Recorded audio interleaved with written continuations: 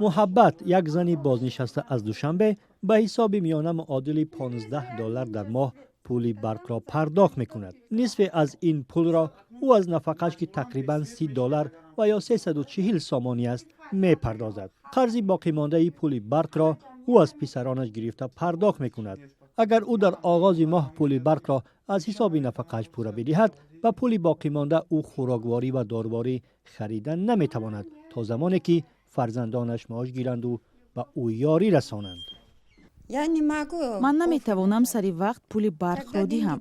وقتی پول به دستم افتاد پرداخت میکنم. با گفته او نصف از ساکنان بنا در پیدا کردن مبلغ برای پیش پرداخت کردن پول برق مشکلی میکشند.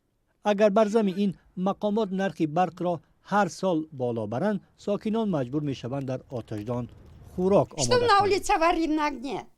در بیرون آتشدان خوراک میپزیم. در دیگ چیکار کنیم دیگر؟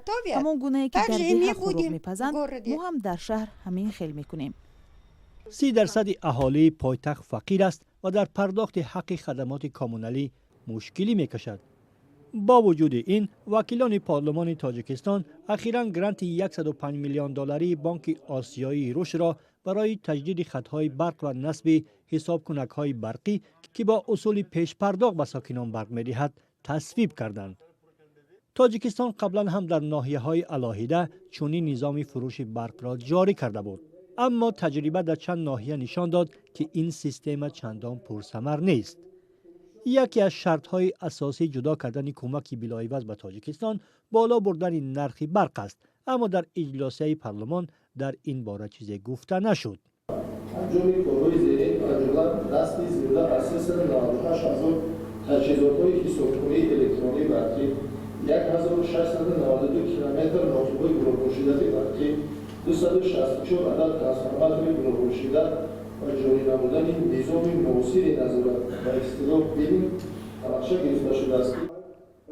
با گفته وکیلان و وزیر مالیه، اجرای طرح با پولهای گرانت باعث کم شدن تلفات برق در خطها می شود.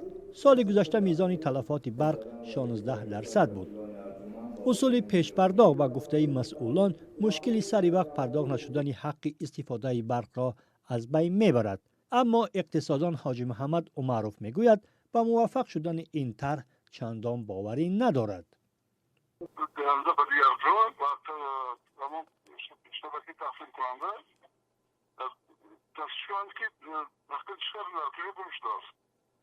گرانت چندین میلیونی را در پس منظر لیمیت و محدودیت انتقال برق در کشور به تاجیکستان جدا کردند.